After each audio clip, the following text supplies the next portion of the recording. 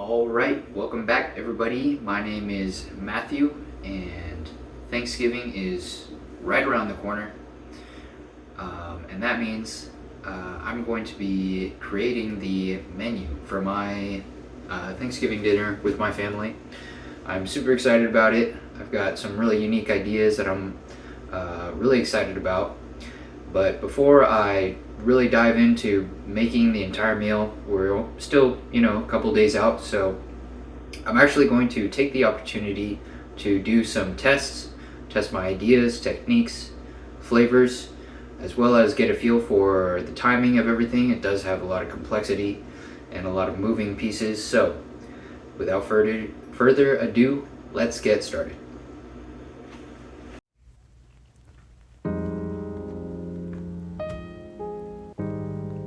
So here's something I've never really done before, some testing. For the previous couple of kind of creative dishes that I tried to do, they've been largely successful, but still leave quite a lot left for me to improve on in terms of technique, balancing flavors, and such. So that's what I'm trying to do here.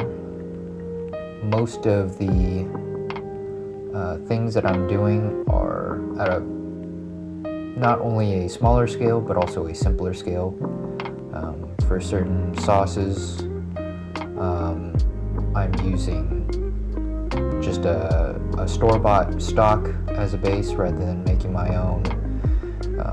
I'm also testing different spice mixtures on just a small piece of steak, just to make things easier.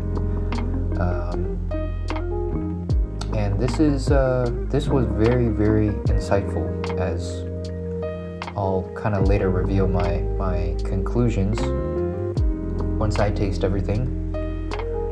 But anyway, the primary ideas that I had for this Thanksgiving was I wanted to move away from turkey. I had done turkey before and all the classics.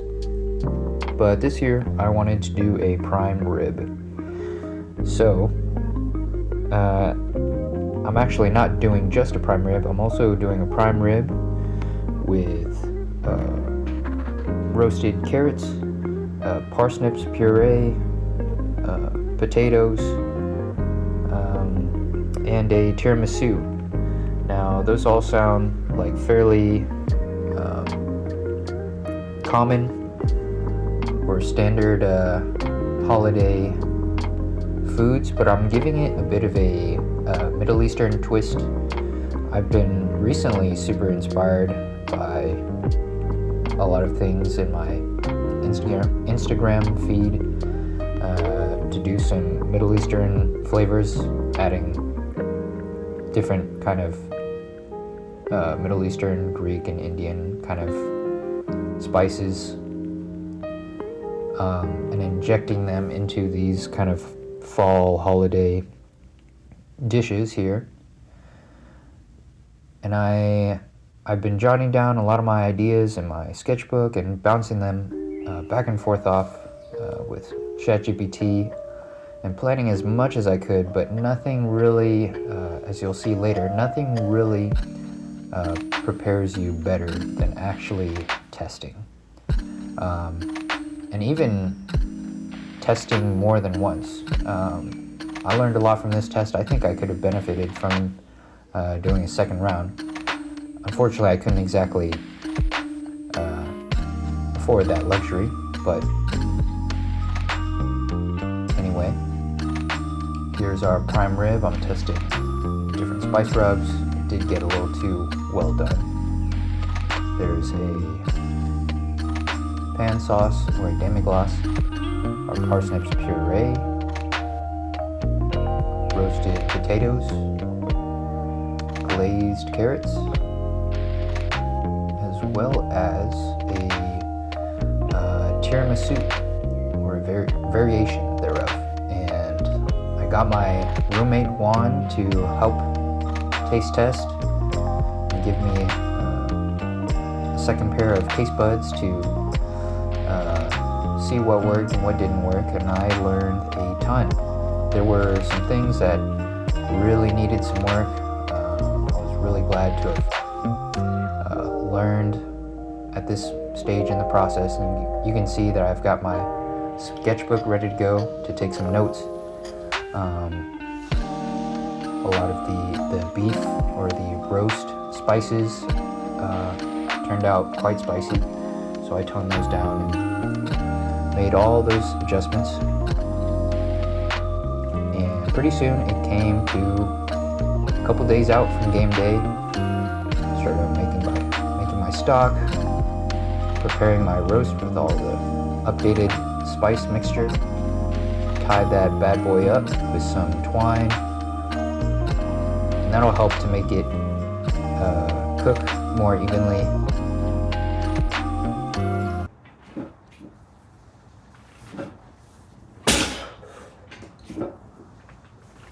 And to develop some more flavors, I did some deadlifts.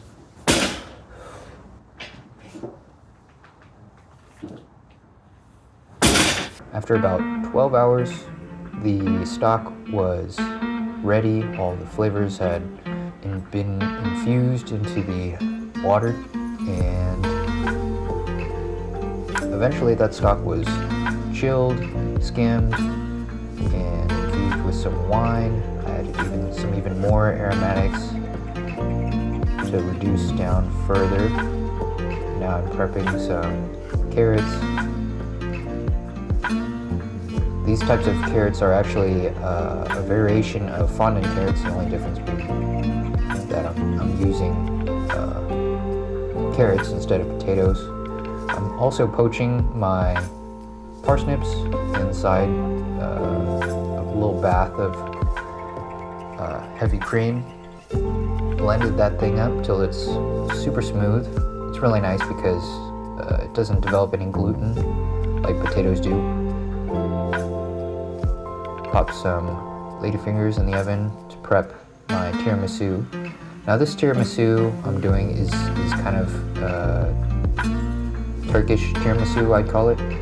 It's got Turkish coffee with some spices and infused into the ladyfinger cookies. And you can see I kind of made a mistake here. I made a big mistake in just brushing on a tiny bit of the soaking liquid. And that was kind of the star of the show, unfortunately. And you'll kind of see what I mean when I serve it. But yeah, there's me sealing my fate here.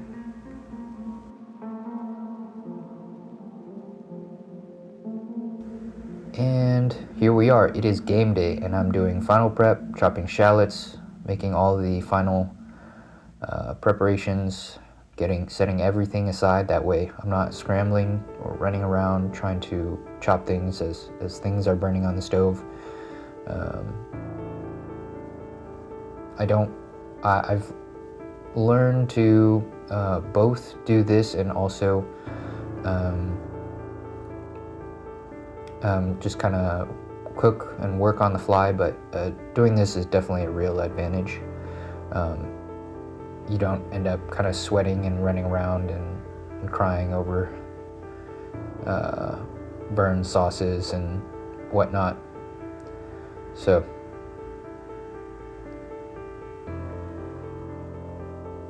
it's good that I prepared everything that morning.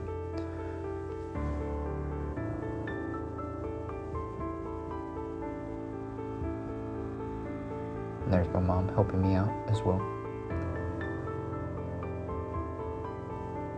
She certainly enjoyed not having to do too much, but she still couldn't resist helping out a bit.